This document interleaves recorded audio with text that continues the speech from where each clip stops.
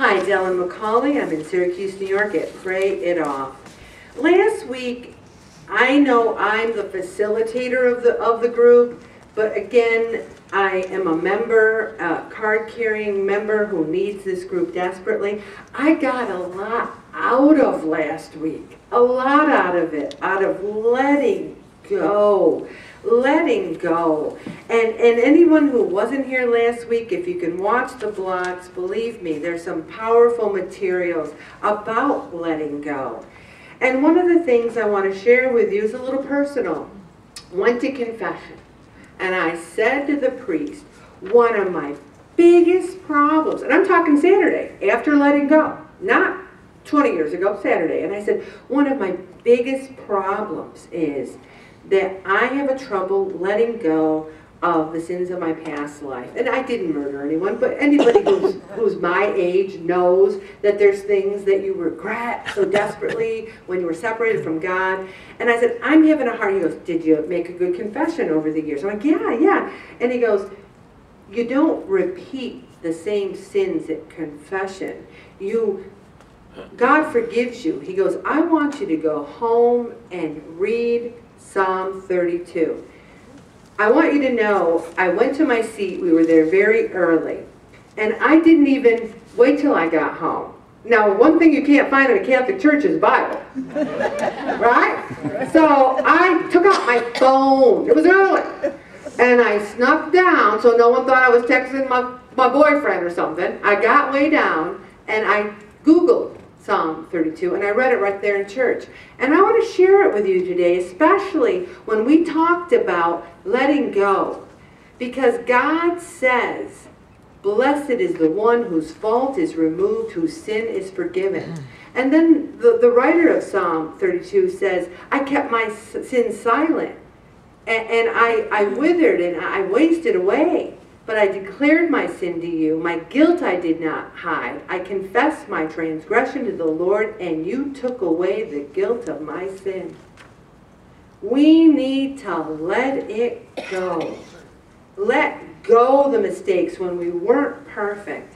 And you know, there are many people who said, you know, Ellen, I really want to let go. I really do.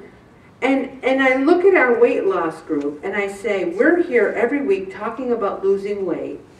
And last week we lost 54 pounds, and we gained 47. We lost 7 pounds. Now, as a group, in 2 months with 100 people, we lost 56 pounds. And I say to myself, why? Well, we're praying. We want to let it go. But what is the problem? The problem is we're addicted. We have an addiction that we're dealing with. And I want to thank Karen, because Karen brought this subject to my attention and suggested we revisit addiction. Because there's parts of us that say, I want to let it go, Ellen. And I do. I've let go of a lot of things, but I still eat 3 candy bars a day. And why?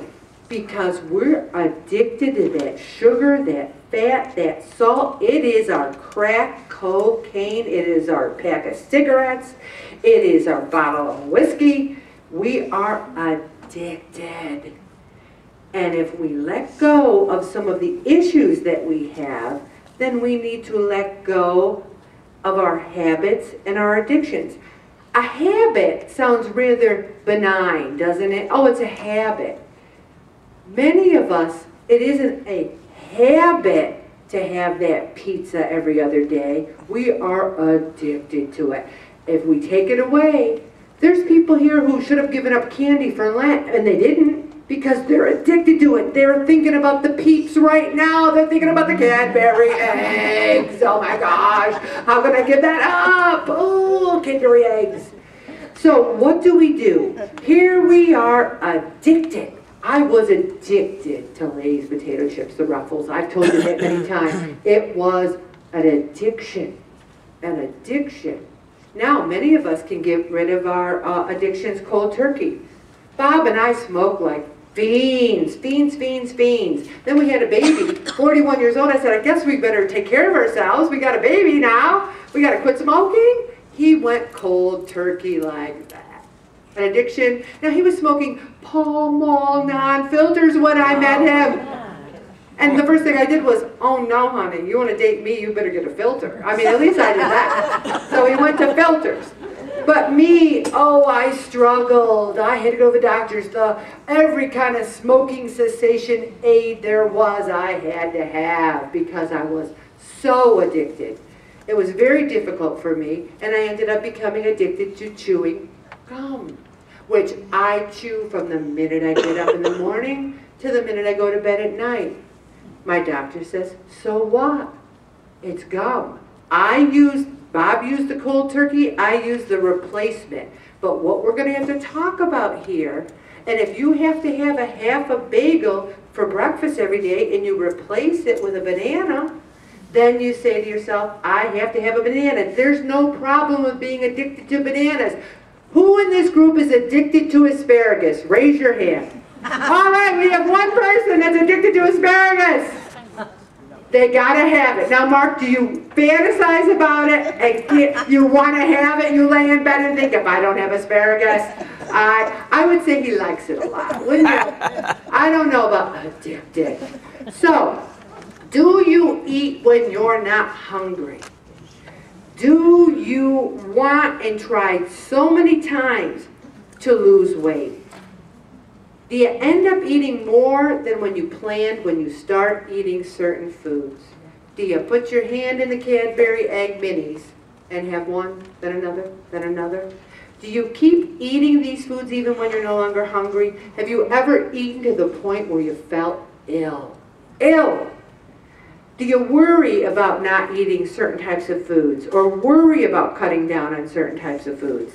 People gain weight just thinking about losing weight because they don't want to give up the foods that they're not giving up already. You eat certain foods so often or in such large amounts that you start eating food instead of working, spending time with your family, or doing recreational activities. Now, you might be sitting there going, I don't do that, Ellen. But when I weighed 370, I wasn't out snowshoeing. So there's that recreational activity. Was I out doing 10,000 steps a day? No. I might have still been spending time with my family, usually going, bring me the chips, kids, you know? So, do you avoid professional or social situations where certain foods are available because of fear of overeating?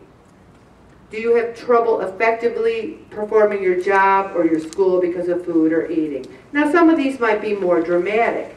But if the mere thought, and I've seen it on your faces, where I say to you, can you just not have bread for a week? And you look at me like, no. Now, my opinion is this. Why can't you? Anybody can not have something for a week, but you choose not to. Now, I'm not talking about people who are losing weight and keeping it off.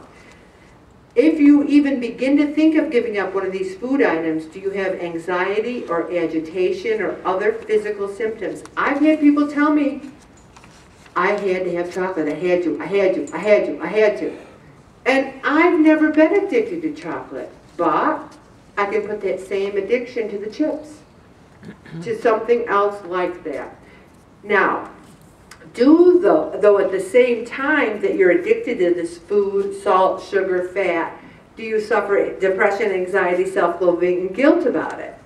You know, I always said, I've never turned on the TV and seen an old Oprah show where they said, yes, I'm a cocaine addict and I have the best life ever. I'm so happy. I mean, I've only seen miserable crack addicts. Has anyone seen a happy crack addict? Maybe for the first 5 minutes. But when I weighed 370, I didn't sit around going, I'm so happy I'm fat. It's awesome. It's beautiful. It's a great way to be. I suffered depression, anxiety, self-loathing, and guilt. All those things. And then you're sitting there going, what is the help? Well, I have no problem with going to see a nutritionist or a psychologist, a counselor, a 12-step program. Pray it off. Now, I can circle your logs every week and say, less carbs, move more. And you say the 2 words, I know. But until you make a step, whether it's cold turkey, Bob's a big proponent of cold turkey. And I couldn't cold turkey cigarettes, but I cold turkey bread. Cold turkey. Because, believe it or not, this is a secret, you don't need bread. Man does not live by bread alone. If you cold turkey pizza, you will not die. I'm not a medical professional, but I can tell you for a fact, you will live. Now, a lot of these people have to go on strict diets. They go to a nutritionist. Do you think a nutritionist is going to give you a sheet of paper that says, you know, omelet, bacon, home fries, and then for lunch, I want you to have 3 burritos and french fries? They're not going to do that. And yet that's what I see. I see that. And this is a weight loss group. I have written down there, not a weight loss log. Because it seems as if you come here, and you know, that's good. But some people think it's enough. I go to pray it off. Okay. And then do you eat less and move more? Well, no. Okay. Let's talk about this a little bit more. What if I said to you, I'm going to ask you not to have a high-fat diet, and I'm going to circle things. And if you don't do it, I'm going to ask you to leave the group. I've never done that.